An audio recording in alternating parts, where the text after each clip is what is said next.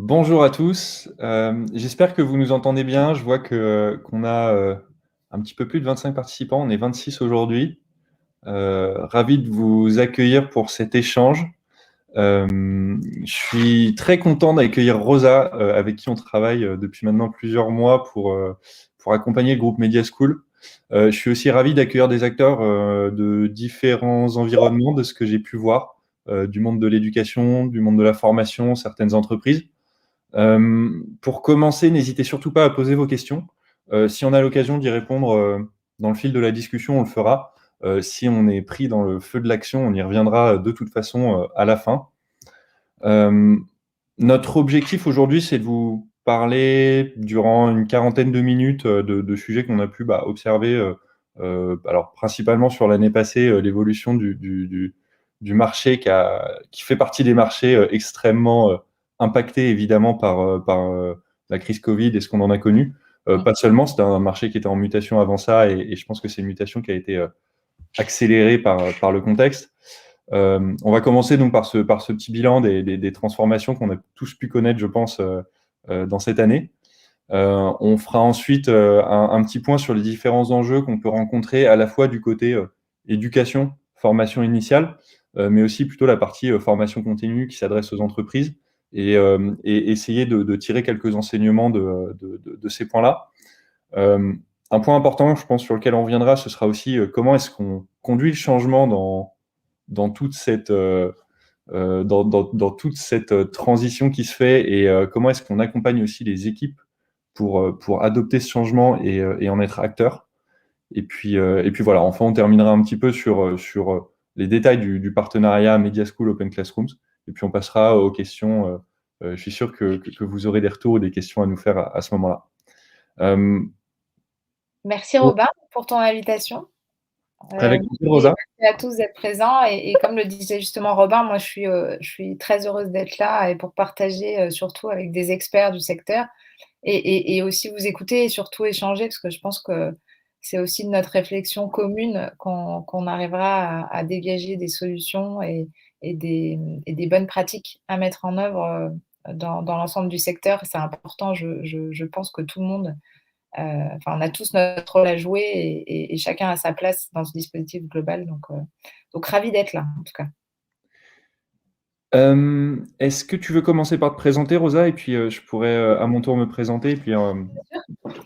Alors, moi, je suis directrice générale adjointe du groupe Media School et particulièrement en charge de tout ce qui est stratégie de certification, qualité et formation continue.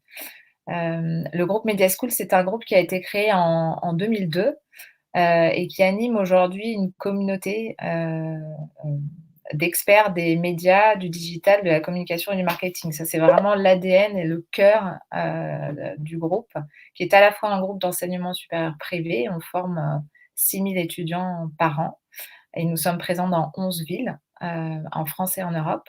Mais aussi, on a aussi cette particularité d'être un groupe de médias, puisque le groupe a fait l'acquisition de médias de presse spécialisés que sont Stratégie, CB News et le Journal du Luxe. Et notre volonté, c'est vraiment de travailler ces verticales intégrées avec à la fois une école, un média associé et des événements thématisés et contextualisés. Et dans cette démarche, plus récemment, on a déployé des verticales sur le luxe, sur le sport et sur la transition écologique. On est vraiment toujours à l'écoute du marché pour lancer des nouvelles écoles parce qu'on sent une appétence, un besoin de compétences sur ces thématiques. Le Green Management School, hein, donc, qui est l'école sur la transition écologique, a été lancée en mars dernier, donc en plein Covid. Et donc, c'était intéressant puisque c'était une école qui était pensée pour la première fois, et ça, on ne pouvait pas imaginer que le Covid passerait par là, à 80% à distance et 20% en présentiel sur le campus de rattachement de l'étudiant, c'est-à-dire d'intégrer cette dimension du local dans la transition écologique. C'est important de considérer que tout ne se fait pas à Paris. que les expertises sont partout et qu'on peut du coup les trouver au plus près de chez soi. Et donc ça, c'était un vrai pari. On ignorait la manière dont ça se déroulerait. Le Covid étant passé par là, bah, finalement, on était prêts. Et donc le lancement s'est fait en plein Covid et ça n'a pas été un sujet. Et on a eu on a eu 130 étudiants à la rentrée de septembre pour un lancement en mars, ce qui est en plein Covid et à dépasser les objectifs qu'on s'était fixés sans cela. Donc, on était très heureux. Donc, ça, c'est dire que finalement, le distanciel et le digital, quand on l'appréhende de la bonne façon, et on va y revenir tout au long de cette présentation, ça peut vraiment être un succès au bout. Et donc, c'est important d'avoir ça en tête. C'est pas uniquement là, on l'a tous subi comme une contrainte, mais ce n'est pas que ça. Donc, c'est là-dessus qu'on pourra revenir tout au long de la présentation. Robin, je te laisse te présenter. Merci Rosa. Moi, Robin Espias, je travaille chez Open Classrooms depuis septembre 2019. J'ai rejoint Open Classrooms il y a environ 1 an et demi. Je suis Strategic Account Manager, donc j'ai le plaisir d'accompagner à la fois des entreprises, mais beaucoup et surtout des écoles et des groupes éducatifs dans leurs enjeux, donc liés à la transformation digitale particulièrement. Open Classrooms a été créé en 98 par deux petits génies de respectivement 11 et 13 ans, qui sont toujours aujourd'hui nos cofondateurs et dirigeants, Pierre Dubuc et Mathieu Nebra.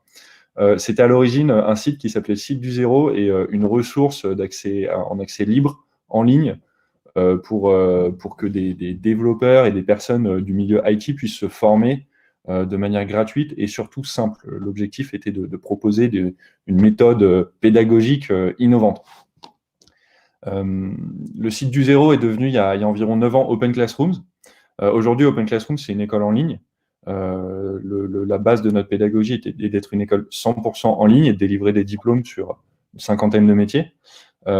C'est aussi et avant tout une entreprise à mission, dont la mission est de rendre l'éducation accessible. C'est quelque chose qui est inscrit dans nos statuts, c'est quelque chose qu'on vit au quotidien en tant qu'entreprise et qui est extrêmement inspirant. Ça se traduit par pas mal de spécificités avec beaucoup de ressources en accès sur notre site qui peuvent être testées, consommées de manière libre. Aujourd'hui, on accompagne beaucoup d'acteurs dans des enjeux d'innovation pédagogique, plus récemment d'adaptation au contexte, mais surtout pour valoriser et faire évaluer leur pédagogie et donner du sens à cette pédagogie. L'objectif d'aujourd'hui, comme je vous l'avais dit, c'était aussi de faire un point sur cette crise et qu'est-ce qu'elle a pu influencer sur nos différents marchés, que ce soit éducation, formation.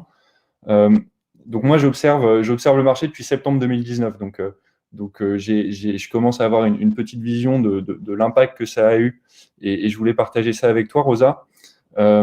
Les premières discussions que j'ai eues, donc plutôt, on va dire de septembre à mars, puisque mars 2020 a été le début du grand chamboulement, elles ont été beaucoup autour de l'innovation pédagogique, à la fois parce que c'était un moyen d'améliorer les résultats des étudiants, d'améliorer l'expérience apprenante et le sens qui était donné à l'expérience de ces étudiants. C'était aussi un enjeu d'amélioration de l'attractivité. C'est pour nos partenaires, c'est-à-dire de valoriser une pédagogie qui est novatrice et c'est très important, je pense, aujourd'hui pour des étudiants ou des futurs étudiants. Et à ce moment-là, arrive mars 2020, où là, il y a une urgence qui remplace un peu tous les enjeux, qui est maintenir une continuité pédagogique.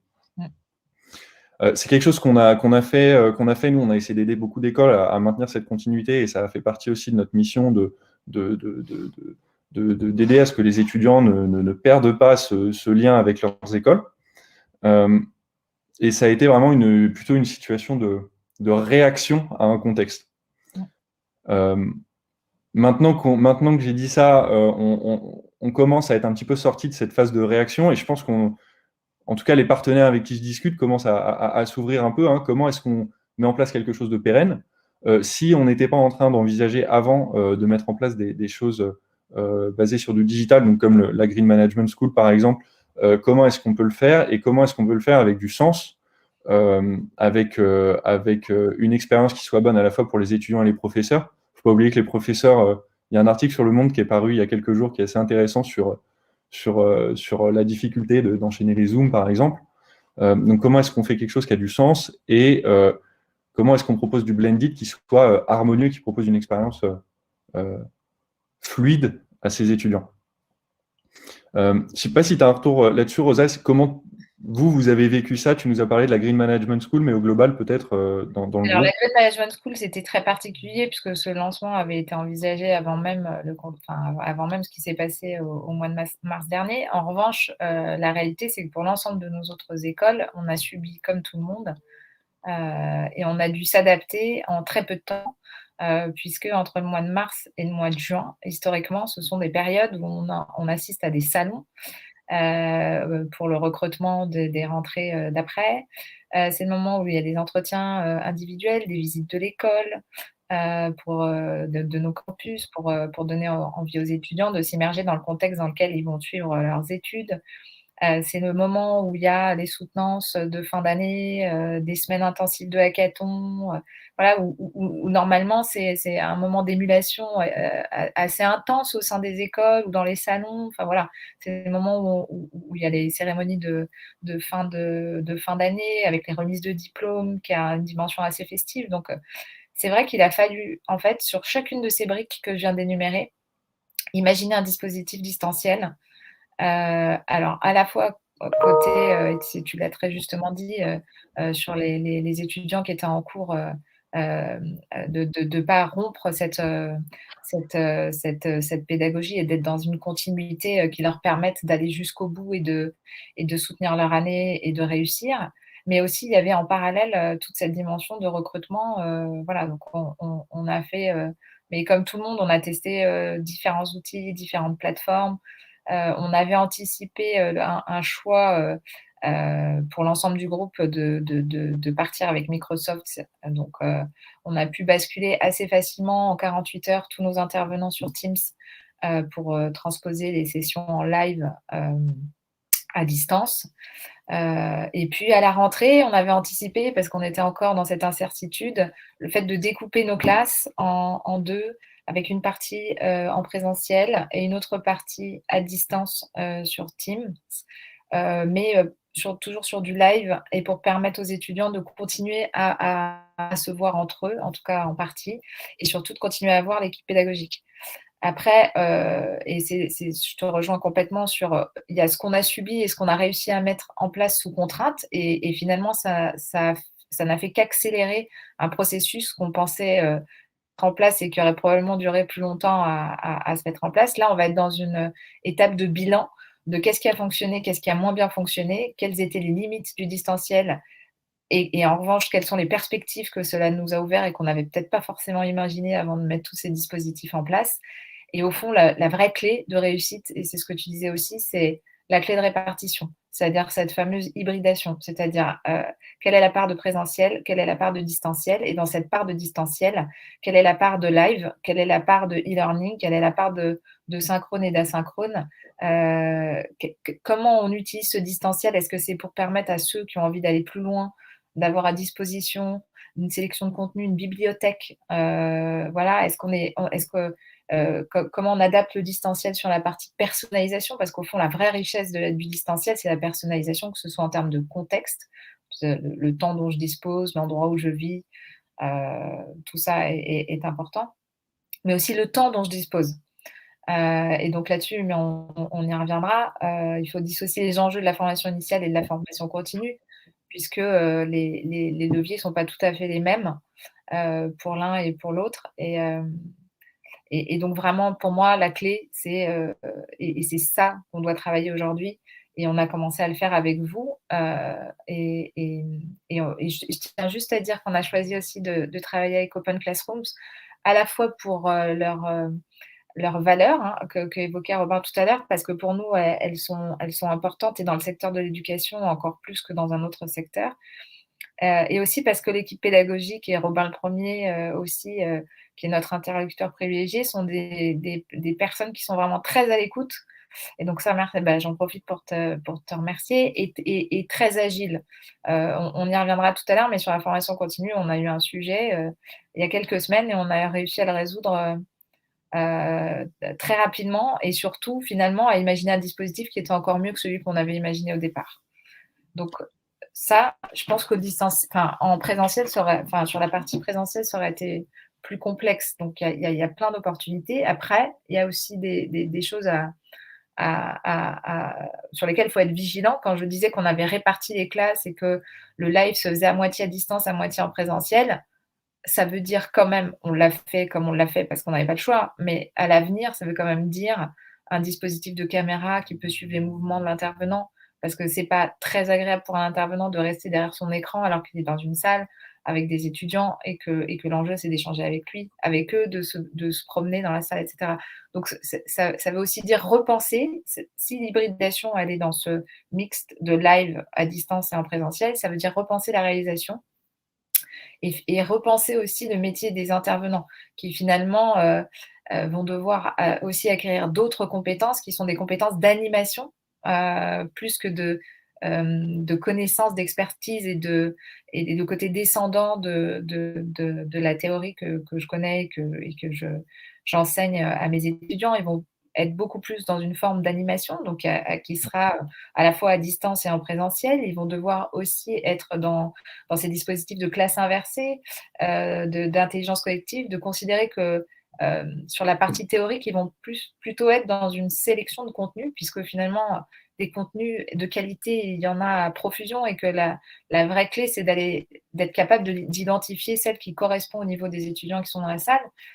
Et donc, d'avoir ce rôle à la fois de sélection de contenu sur la partie théorique et d'être capable de les mettre en pratique en présentiel. Enfin, pour moi, ça aussi, ça fait partie des choses sur lesquelles on doit vraiment se poser et mettre en place pour que du coup cette hybridation entre les deux, elle soit optimale. Parce qu'il faut aussi pas perdre de vue que la dimension présentielle et échange, elle est importante, et en formation initiale évidemment, mais aussi en formation continue. On ne vient pas à l'école, entre guillemets, que pour apprendre. On vient aussi à l'école pour rencontrer des gens. Il y a des amitiés qui se nouent, il y a des souvenirs qui se créent.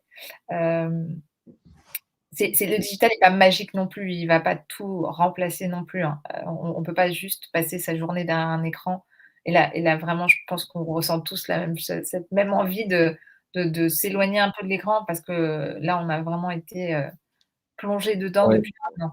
Donc, Pardon, vas-y. vas-y. Non, mais c'est vrai qu'étudiant ou pas, je pense qu'on a tous vécu les journées tunnels de Zoom ou de Teams, et que on pouvait varier un peu les plaisirs. C'est ça, exactement. Ce serait bien. J'en profite pour rebondir là-dessus, parce qu'effectivement, on va reparler un peu de tout cet aspect accompagnement où tu as le rôle des mentors, le rôle des équipes pédagogiques, et comment est-ce que tu fais pour que ce changement soit, d'une part, accueilli de manière harmonieuse, de manière fluide, et puis qu'est-ce que ça implique comme changement de paradigme dans le rôle de l'accompagnant. Tu en as parlé un petit peu, mais effectivement, je pense que c'est important. Et l'autre point que tu as évoqué, et je pense que ça vaut le coup de s'arrêter un petit peu dessus, c'est que effectivement, il y a un équilibre à avoir à la fois entre le digital, le présentiel, les moments plutôt en autonomie, les moments d'accompagnement. Et tout ça, pour moi, ça varie selon le contexte dans lequel tu te situes. C'est-à-dire qu'il y a la formation initiale qu'on connaît un petit peu. Moi, j'ai eu la chance de passer par des études où j'ai pu profiter de ce présentiel et de cette dynamique, qui est assez différente pour moi de la formation continue. Aujourd'hui, la formation initiale, et moi, ce que j'en ai vu, c'est que particulièrement dans des groupes comme Media School, il y a des volumes importants d'étudiants à adresser, mais qu'il faut adresser avec des exigences de qualité pédagogique qui sont extrêmement élevées. Donc, la question, c'est comment est-ce que tu fais pour t'adresser à tous ces étudiants, mais de manière quand même très personnalisée, et toujours en assurant cette qualité d'accompagnement. Il y a un point, et je pense que tous nos interlocuteurs nous rejoindront là-dessus, qui est vital, qui est la capacité de mesurer l'engagement dans ce qui est proposé. Absolument. Et ça, moi, je pense que, enfin, je suis même convaincu, puisque ça fait partie de notre métier, c'est comment est-ce que tu mesures cet engagement et comment est-ce que tu es capable de proposer des solutions pour toujours faire mieux là-dessus. Je pense que le digital, c'est un très bon levier là-dessus. Il y a le fait de devoir s'adapter du coup à tous ces différents profils. Tu vas avoir des personnes, particulièrement dans le groupe Media School. Tu as la Paris School of Luxury qui a un sujet quand même bien précis. Tu vas avoir Sud de Web qui est sur un domaine de compétences tout à fait différent. La Green Management School qui est plutôt sur la formation continuelle, mais qui a des enjeux aussi extrêmement différents. Donc comment est-ce que tu fais pour adresser tout ce volume en segmentant et en adaptant ta réponse et tes parcours à ses besoins. Et enfin, pour moi, le dernier point est celui qu'on essaye de mettre en place à chaque fois, et je pense qu'on est en train de réussir à le faire ensemble, c'est comment est-ce que tu valorises les moments d'interaction de manière plus forte qu'avant, c'est-à-dire sortir du top-down, comme tu le disais, et en revanche, favoriser un apprentissage en amont, et puis ensuite redonner de la valeur à toutes ces interactions avec les profs, même si aujourd'hui, parfois, c'est à travers un écran, puisque les circonstances font que. Comment est-ce que tu fais pour donner toute cette valeur et tout le sens à ces moments-là? Je ne sais pas si tu as des retours là-dessus, si tu as observé d'autres choses pour la formation initiale. J'ai peut-être oublié des facteurs, mais c'est ce que j'ai pu voir, moi, particulièrement dans les derniers mois. Sur la formation initiale, effectivement, adresser des volumes importants d'étudiants, c'est vraiment un enjeu. Nous, la manière dont en fait, finalement, ce qui se déplace en termes de budget et de compétences, c'est qu'en fait, au lieu de répliquer X fois le même cours sur l'ensemble de nos campus, on va produire un contenu qui est pertinent pour l'ensemble des campus, et finalement, on va plutôt s'intéresser à accompagner les intervenants dans l'animation de ce cours théorique. Et donc, en fait, au fond, c'est cette démarche d'évolution des métiers et des compétences, y compris du côté des équipes pédagogiques et des directions de campus, qu'il faut accompagner. Et après, tout le travail va se faire dans cette ingénierie pédagogique, cursus par cursus, et en fonction de l'âge des étudiants, puisque plus ils sont jeunes et moins ils sont autonomes. Et le digital, ça nécessite quand même une certaine autonomie pour se discipliner, même s'il y a des rendez-vous avec le mentor. Et ça, en revanche, ça me paraît indispensable. C'est-à-dire que considérer qu'on pourra apprendre tout seul sans être accompagné, même si tous les contenus existent et même s'ils existent gratuitement, ça, j'y crois pas du tout. Non. Pour moi, le distanciel, il ne fonctionne et il n'y a de l'engagement que si c'est accompagné et suivi sur la durée, sinon ça ne peut pas fonctionner.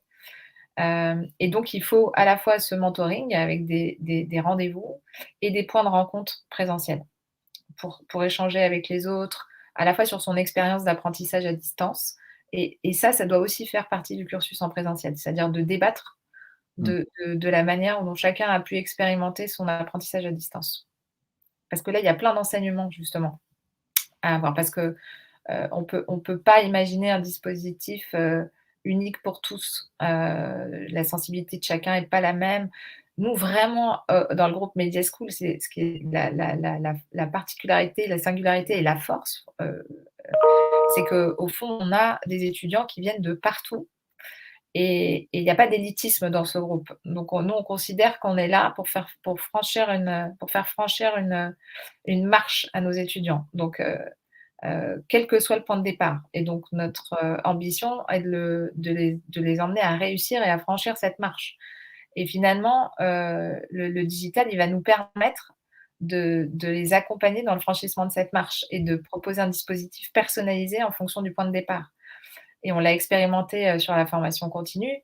Comme j'ai un programme de formation où ce sont des managers dirigeants qui travaillent tous dans les médias, mais qui n'ont pas du tout le même métier. Donc autour de la table, je vais avoir des CTO, des directeurs d'expérience digitale, mais je vais avoir aussi des directeurs éditoriaux de chaînes. Donc l'expérience n'est pas la même, les compétences de départ ne sont pas les mêmes. Et finalement, j'aime beaucoup la solution qu'on leur a proposée, qui est de dire, en fait, on va adapter le contenu à distance en fonction de ce que vous êtes et de l'objectif à atteindre, par rapport à vos enjeux professionnels personnels. Et du coup, de privilégier le présentiel pour faire des ateliers collectifs. C'est ce qu'ils font aujourd'hui d'ailleurs. Aujourd'hui, ils travaillent tous sur la data et là, on peut se permettre de le faire en présentiel parce que personne n'a jamais travaillé sur la data. Et donc là, ce qui va être intéressant, c'est de mettre autour de la table l'ensemble des métiers en sous-groupe pour imaginer qu'est-ce que doit être un projet data quand on met autour de la table tous les métiers. Parce qu'un projet data, c'est comme le digital. Ça peut pas être un métier en soi, c'est quelque chose qui innerve, quel que soit le métier dans lequel on travaille aujourd'hui. Donc il faut que toutes les compétences soient autour de la table. Et donc vraiment, c'est cette articulation permanente, entre les 2, mais qui veut dire s'adapter, en permanence. Ça veut dire que le programme, on ne fait pas une fois pour 3 ans, hein. C'est un processus, d'itération continue, hein. Ouais. Mais ça, c'est le digital qui veut ça. Ça, c'est valable pour l'ensemble du secteur. C'est une autre forme heu, de collaboration, Ouais.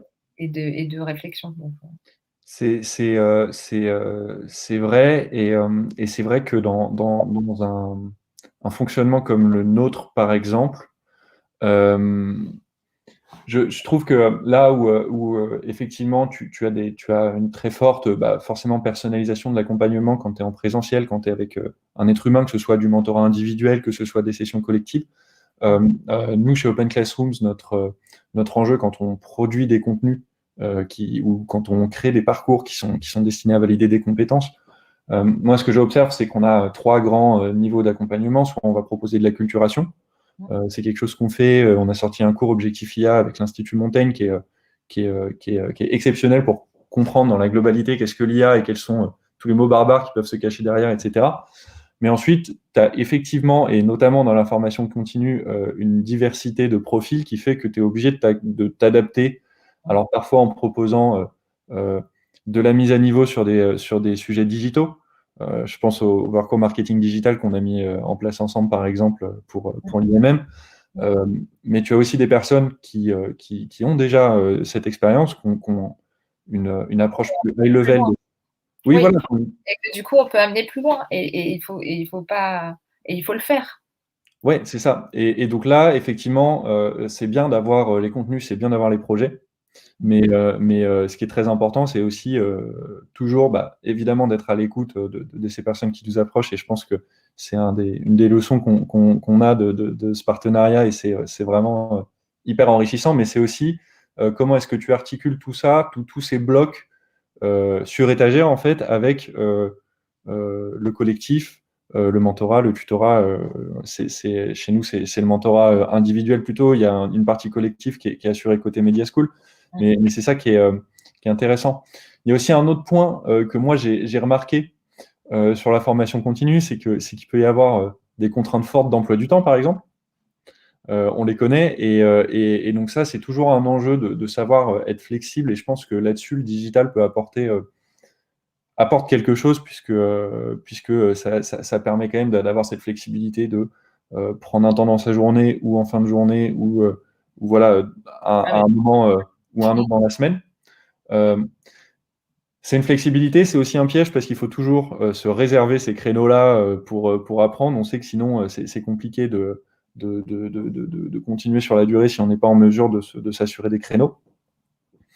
Il y a des besoins en compétences aussi que je trouve en général assez précis parce que soit les personnes qui viennent ont une approche qui est vraiment euh, high level dans le sens où ils vont attendre des contenus ou des contenus ou un accompagnement à forte valeur ajoutée, c'est-à-dire si je prends de mon temps qui a pas mal de valeur dans mon entreprise actuelle pour apprendre, il faut que j'acquière telle ou telle compétence.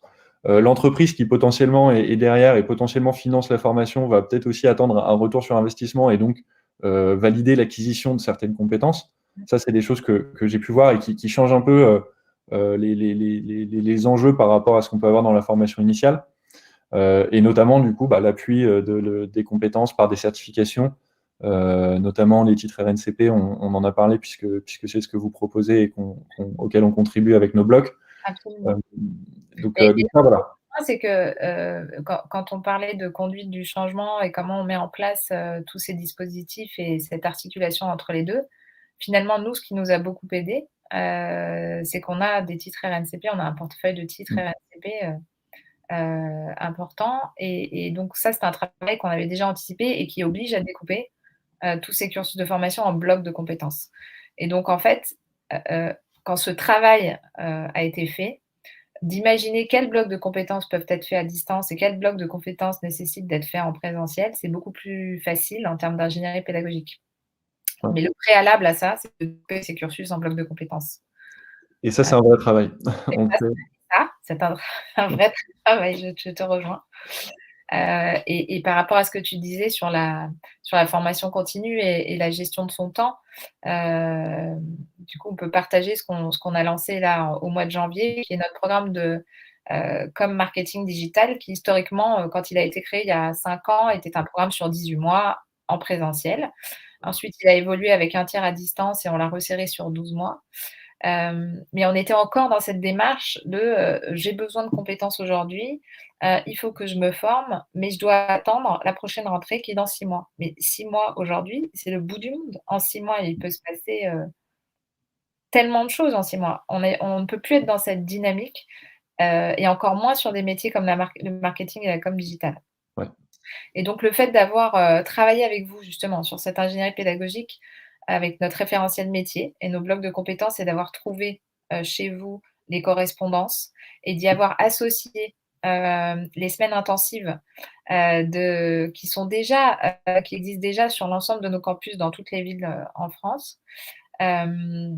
Et de donner la possibilité justement à ces professionnels en activité d'aller à leur rythme et donc de pouvoir gérer, de travailler en parallèle avec la dimension distancielle. Mais pour autant d'être confronté à un moment donné devant un cas sur une étude de cas client avec des étudiants pendant une semaine intensive sur un campus, en fait, c'est très pertinent pour les 2 populations. C'est-à-dire que pour les étudiants de travailler avec des experts, c'est intéressant d'avoir leur regard et à l'inverse, pour ces experts professionnels, d'avoir cette jeunesse avec toute sa créativité, son audace, ses idées, pas toujours nouvelles, mais en tout cas avec une façon de les aborder qui est pas encore dans un silo ou dans une case. Bah, finalement, la richesse de cette confrontation, elle est extraordinaire. Donc c'est vrai que moi, je trouve que d'avoir pu lancer ce programme qui permet du coup à chacun, à partir du moment où il a envie de suivre ce programme, de le commencer le mois d'après. Au fond, ça nous prend 1 mois de planifier le temps qu'il lui faudra en fonction de ses contraintes de temps et de lui trouver le mentor adapté. C'est globalement 1 mois et demi. Bah, je trouve que de se dire: «Je peux démarrer dans 1 mois et demi une formation certifiante et de la poursuivre à mon rythme», heu, bah, ça c'est des perspectives formidable pour la formation continue. C'est clair et de toute façon, je pense qu'on doit vraiment faire preuve de flexibilité dans cette période-là. Je trouve que tu es assez gentil quand tu parles de 1 mois et demi, puisque c'est vrai que là, très, très récemment, sur les parcours qu'on a adaptés, on a même fait beaucoup moins que ça. Ah non, mais je sais, je préfère pas dire ça parce qu'après on va devoir tenir ce rythme. Disons 1 mois et demi et si on peut faire Disons 1 mois et demi, c'est vrai. C'est vrai, tu as raison. Soyons stratégiques. soyons Effectivement, ouais, ça fait partie des choses et nous, dans les adaptations qu'on a menées, et je pense que ça nous amène au point de la conduite du changement, parce que c'est un point qui, je pense, est le facteur de réussite ou d'échec quand on passe en blended ou en digital. Pour moi, il y a 2 discussions en une, en fait. Il y a une première discussion qui est la conduite du changement, en fait, comme toute entreprise la connaît, c'est-à-dire comment est-ce que je fais accepter ce changement, de proposer des contenus en digital, de changer la dynamique des cours, etc. Et ça, je pense que une des clés qui fait que ça marche aujourd'hui bien chez Media School, c'est qu'on a fait quelque chose de progressif. Et je pense que c'est une des grandes leçons que moi, en tout cas personnellement, je tire de ça, c'est de dire on a commencé avec un certain nombre de licences en ciblant certaines écoles qui étaient potentiellement les plus aptes à faire ce changement. Absolument. De mémoire, Sub de Web, par exemple, a fait partie des premiers, flagships de ce blended. Et au fur et à mesure, en fait, d'étendre cette démarche à différentes structures, différentes promos, etc. Et ça, pour moi, cette partie progressive, elle est extrêmement importante parce qu'elle permet d'accepter le changement, de bénéficier des premiers retours, d'adapter aussi potentiellement la démarche en fonction des retours des premiers directeurs et de ne pas mettre tous ses œufs dans le même panier à un instant T. Et c'est encore en cours, on est en train de faire ce ramp-up ensemble et je trouve que c'est vraiment un des points positifs de ce qu'on a pu mettre en place. Absolument. Sur les 3 ans, en fait, d'avoir pu projeter sur les 3 ans Ouais. la mise à niveau progressive de tout le monde et l'embarquement de tout le monde. Parce qu'en fait, comme toute conduite du changement, le plus compliqué, c'est l'accompagnement des personnes. En fait, c'est pas tellement les outils ils existent, les outils fonctionnent. C'est vraiment accompagner les personnes à faire différemment de ce qu'elles ont toujours fait. C'est toujours, le frein le plus difficile à lever. Parce que finalement, tant que ça marche, pourquoi est-ce que je changerais? Ouais. Et finalement, ce qui est intéressant avec le contexte que nous vivons, essayons de faire de cette contrainte une opportunité, c'est que finalement, on peut s'autoriser à tester des choses, 1 parce qu'on n'a pas le choix et 2 parce qu'on nous en voudra pas trop si c'est pas optimum encore. Donc moi, je serais à dire à tous ceux qui réfléchissent à ces questions: «Mais lancez-vous parce que c'est le meilleur moyen d'apprendre et c'est pas grave s'il y a des premiers couacs, au début et l'important c'est d'écouter et d'adapter au fur et à mesure ce qu'on a fait, nous, depuis le début. C'est-à-dire qu'à chaque fois, on s'est pas dit: «On a trouvé la solution, géniale» et on reste figé sur cette solution même si on nous dit que c'est pas ça.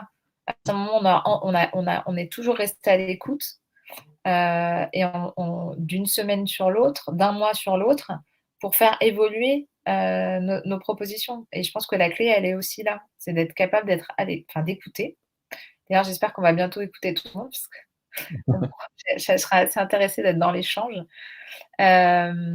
D'écouter et de mettre en place et de ne pas avoir peur de se tromper. Parce que de toute façon, on défriche, donc oui, on va se tromper, mais c'est pas grave, c'est le meilleur moyen d'apprendre, c'est de faire. Donc, je trouve que du coup, en tant que partenaire, Open Classrooms là-dessus, voilà, c'est quelque chose qui est naturel pour vous et qui est très précieux pour nous. Parce que, il faut être dans cette dynamique et cette démarche. Bah, écoute, je te remercie. Je tiens à dire que tu n'es pas payé ou rémunéré de quelque manière que ce soit pour dire ça. Non. Mais en tout cas, merci. On essaye d'être à l'écoute. C'est des changements qui se font quand même s'ils sont progressifs relativement rapidement et à grande échelle. Donc, on est obligé aussi d'être dans cette écoute et de s'adapter au premier retour des personnes qui sont directement concernées par cette mise en place. Mmh. Et voilà, de faire évoluer notre proposition, comme tu le disais. Pour moi, il y a un deuxième point, et ce point-là, il est vraiment passionnant parce que je pense qu'il va concerner beaucoup de personnes, beaucoup de professeurs, de responsables pédagogiques notamment. C'est la question de la posture de l'accompagnant. C'est-à-dire que, et moi je le constate plutôt sur le mentorat chez nous, on l'a pas précisé, mais notre pédagogie, elle se base chez Open Classroom sur 2 points qui sont les piliers de notre pédagogie. C'est d'une part qu'on propose une pédagogie qui est basée sur la réalisation de projets, on valide des compétences, on ne déverse pas un savoir. Le deuxième point, et c'est celui-là sur lequel je vais m'arrêter 2 minutes, c'est le mentorat. On propose un mentorat hebdomadaire. Il se fait en visio, puisque la proposition d'Open Classrooms, pour le coup, est d'être 100% en ligne, mais c'est un mentorat individuel, et c'est fait par quelqu'un du métier qui est étudié. Et pour avoir fait ce parcours, pour l'anecdote, je suis en train de me former pour être moi-même mentor sur un parcours commercial. Je découvre vraiment qu'il y a cette emphase, et tu l'as dit, sur le fait que tu n'es pas là pour déverser ce savoir de manière top-down, je reprends l'expression, mais tu es là pour accompagner et donner les clés pour aller chercher ce savoir de manière plutôt autonome, et c'est cette manière-là qui fait que tu montes en compétence, tu apprends de manière durable. En tout cas, moi, c'est ce que je commence à appréhender de cet accompagnement individuel. Moi qui ne suis pas à l'origine un expert de l'éducation, c'est vraiment quelque chose que je découvre. Je ne sais pas si tu as des choses à partager là-dessus, mais je pense que c'est un des points aussi extrêmement intéressants et pour les mois et années à venir pour beaucoup d'acteurs. Oui, tu as complètement raison. De toute façon, on est dans une logique, enfin, on est rentré dans une logique d'apprentissage tout au long de la vie. Donc la clé, et ça doit être enseigné dès le départ, c'est la capacité à apprendre à apprendre. Donc cette capacité à s'autonomiser sur le sujet, à être capable de faire de la veille permanente, à savoir chercher au bon endroit, à savoir comprendre où est l'information fiable, euh, à, ouais, à revenir finalement à l'école assez régulièrement. Parce qu'on sera tous amenés à faire différents métiers, et pour ceux qui ne changeraient pas de métier, de toute façon, les compétences liées au métier évoluent très vite, et donc il faut continuer à se former en permanence. Donc pour moi, le distanciel, il permet aussi ça. C'est-à-dire c'est cette capacité à apprendre tout au long de sa vie. Ouais, et ça, c'est un des points extrêmement importants puisque, en fait, je pense que quel que soit le métier qu'on exerce, et Dieu sait qu'il y en a beaucoup, tout le monde aujourd'hui ou quasiment est touché par le digital, et le digital évolue très vite, donc en fait on est tous obligés d'apprendre Mm. en permanence. Mm. Et donc mettre les personnes dans cette posture dès le début, c'est extrêmement important. Et je rebondis dessus puisque tu as parlé d'apprendre à apprendre. Mm.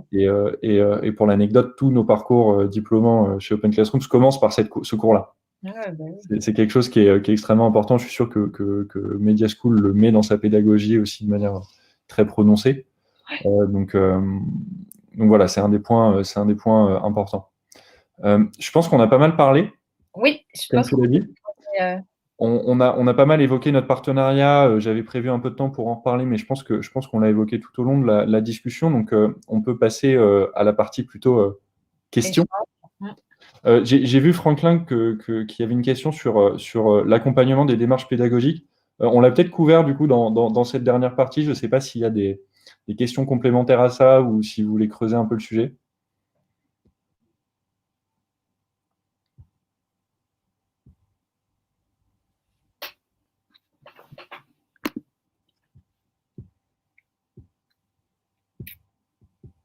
Je vois qu'on a pas mal de participants du secteur de l'éducation. Si vous souhaitez rebondir sur des choses qu'on a dit, je ne sais pas si vous avez vécu des expériences similaires, que ce soit sur l'année dernière, la partie plutôt réaction dont on a parlé, ou sur que fait-on maintenant pour proposer quelque chose de durable. Si vous avez des retours là-dessus ou des questions, on sera évidemment ravis d'y répondre.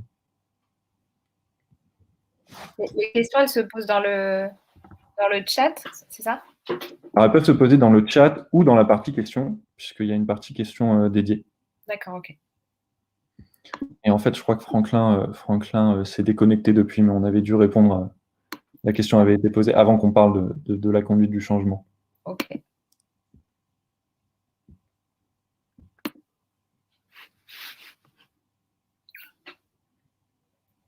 Bah, je suis ravi si on a été extrêmement clair et exhaustif sur tous les enjeux. Mais on le prendra pas mal s'il y a des points Ah non, au contraire, moi, j'aimerais désaccord ou de. Moi, j'adore le débat.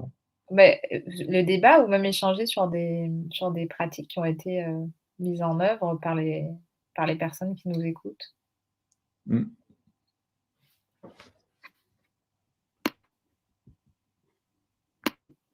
Non, personne ne se lance.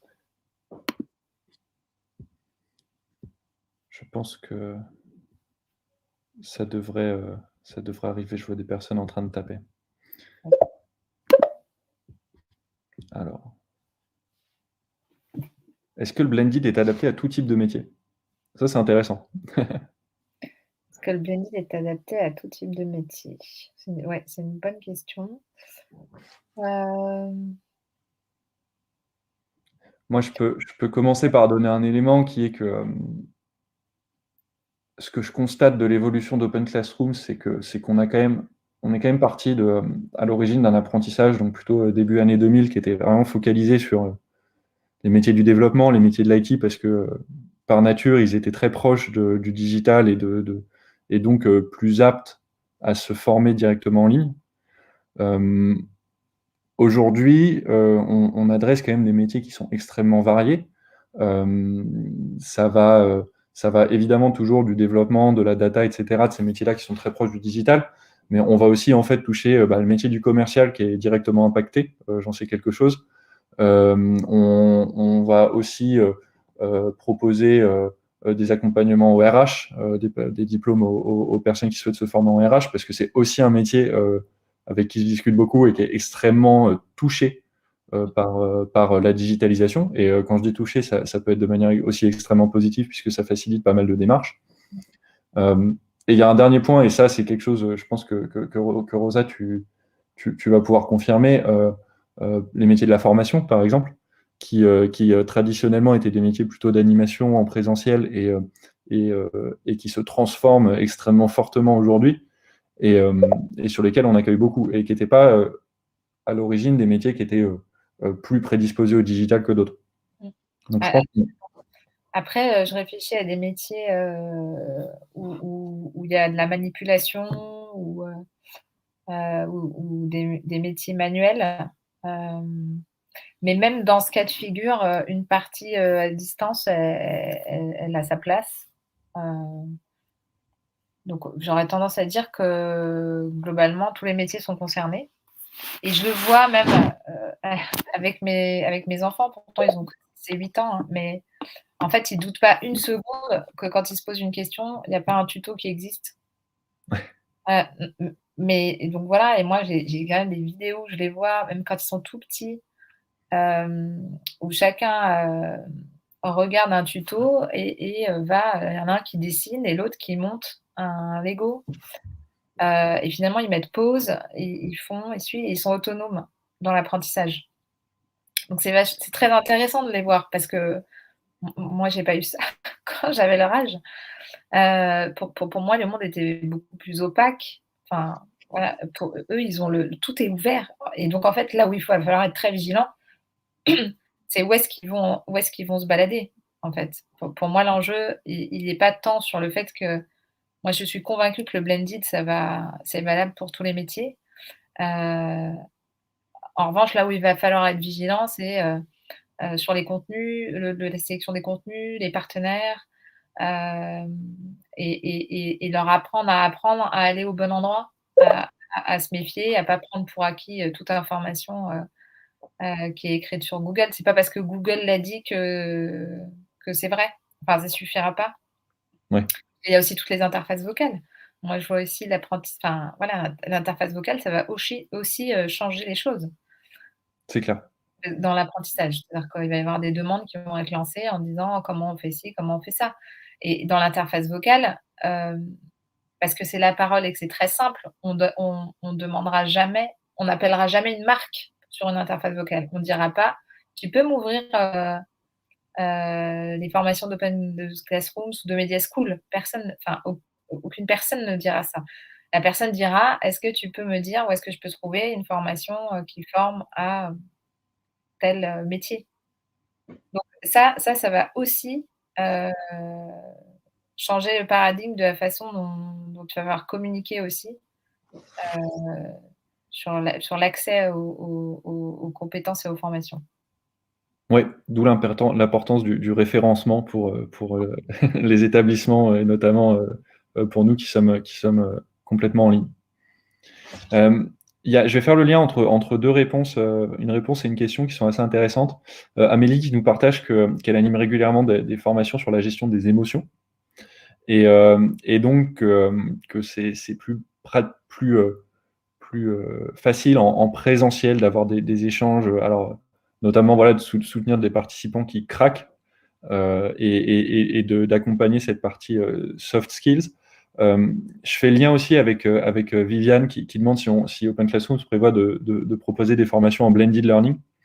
Je pense effectivement qu'il y a des moments d'interaction qui sont beaucoup plus faciles à vivre en présentiel.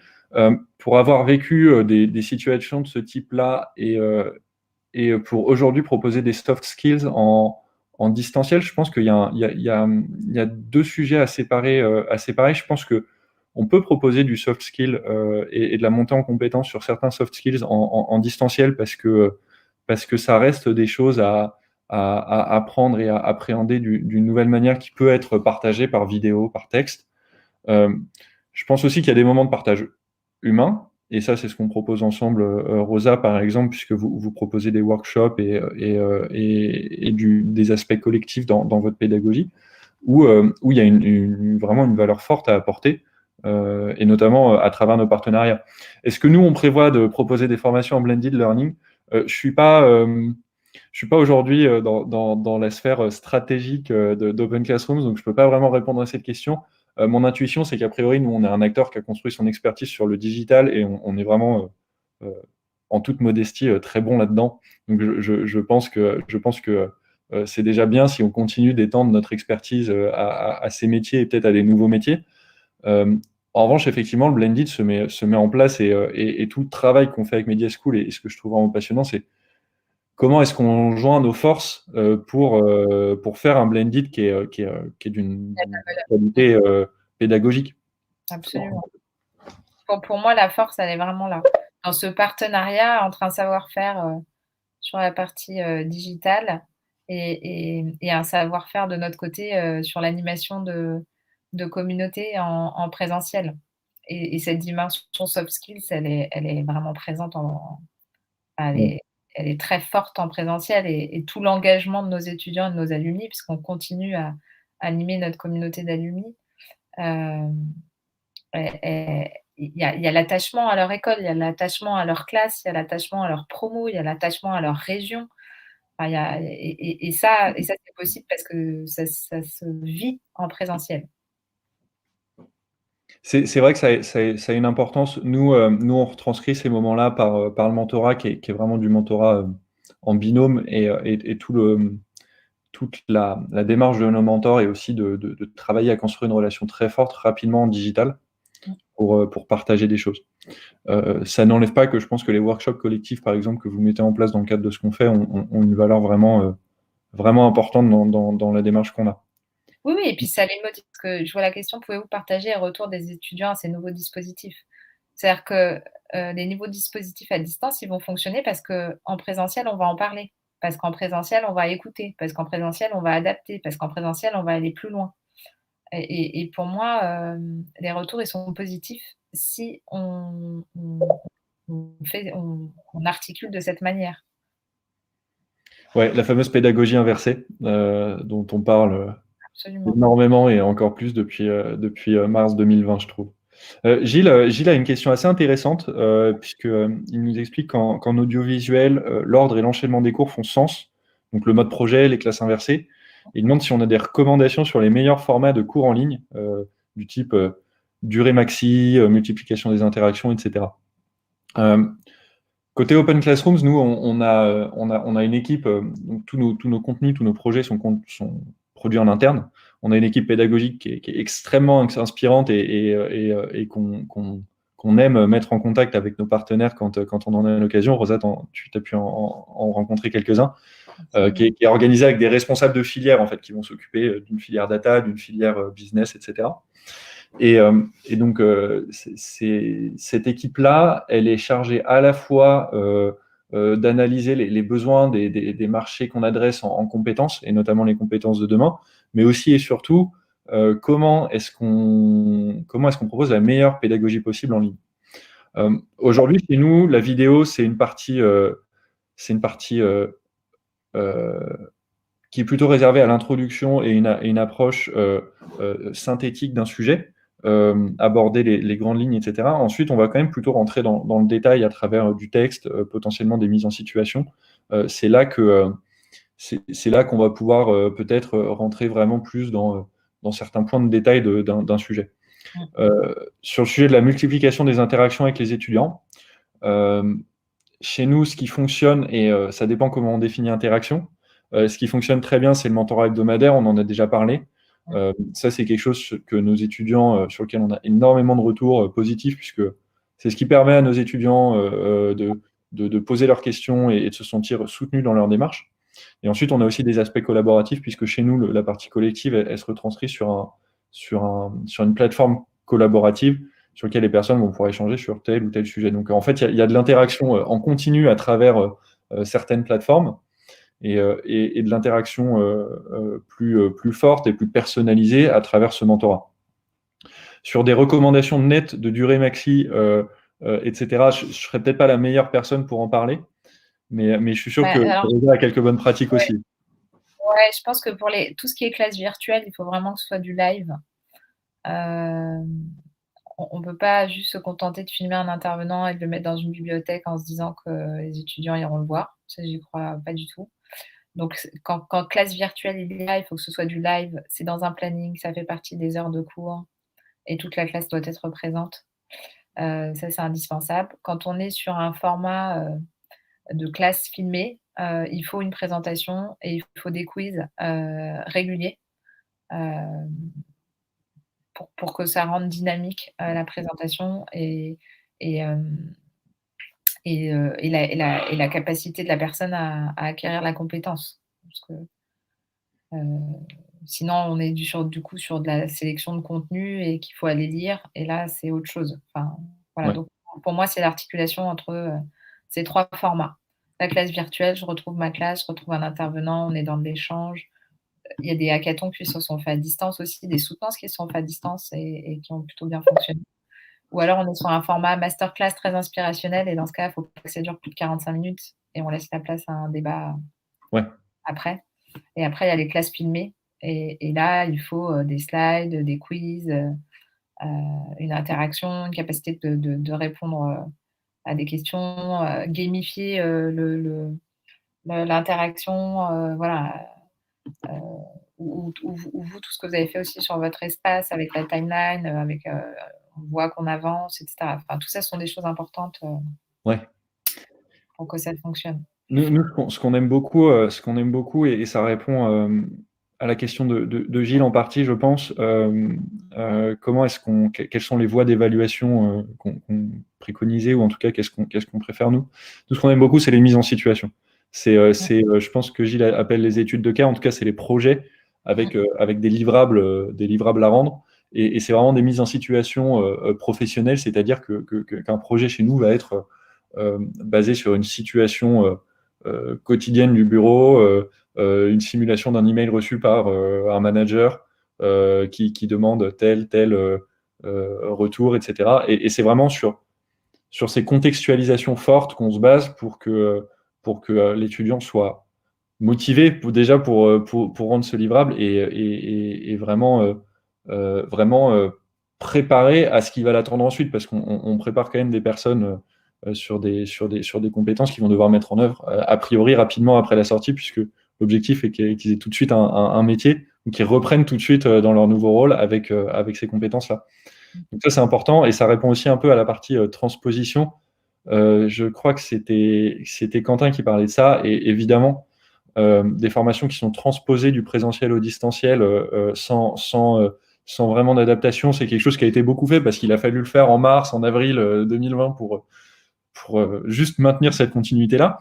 Et ça, je pense que ça a été beaucoup fait. Je pense qu'on s'en évite, ou en tout cas, on va vite s'en éloigner.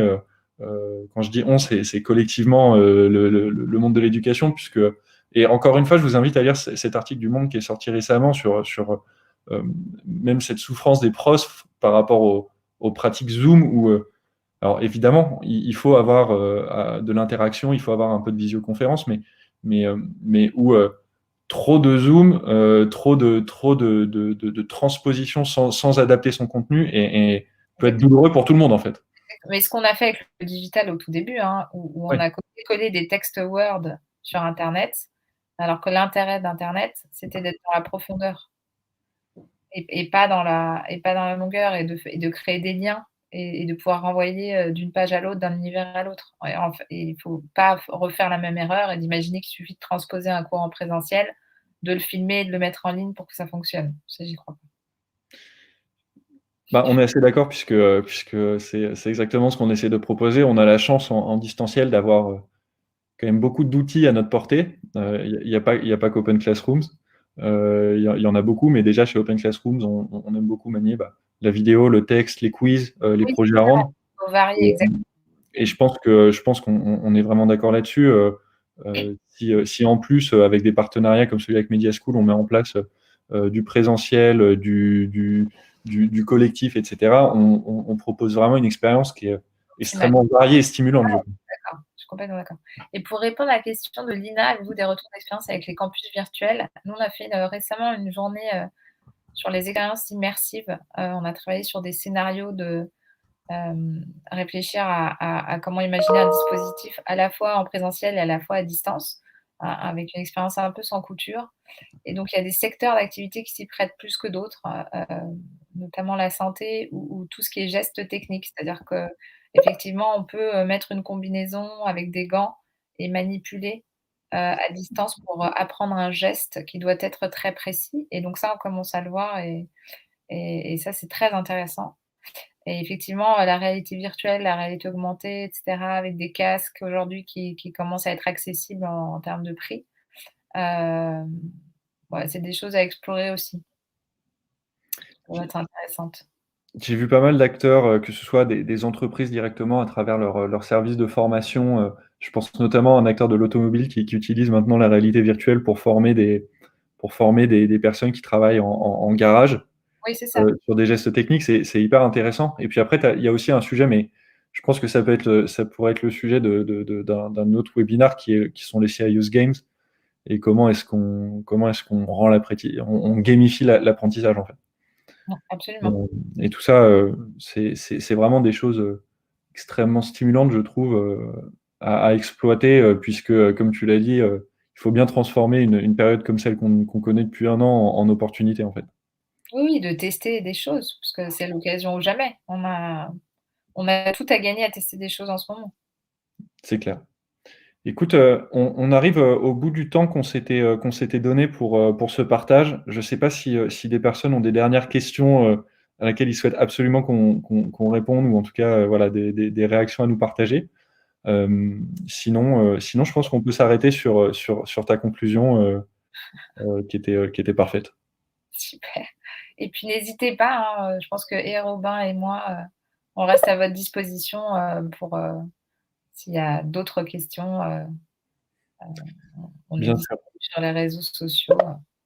On vous partagera de toute façon assez rapidement l'enregistrement de ce partage et puis voilà quelques éléments qui pourront vous alimenter dans votre réflexion. J'espère qu'en tout cas qu'on pourra contribuer à ça. Merci beaucoup Robin pour l'invitation. Merci à tous, d'avoir partagé cette heure avec nous. Merci pour vos questions, et puis à bientôt. Merci Rosa, merci à tous. Au Passez revoir. une bonne journée. Merci, au revoir.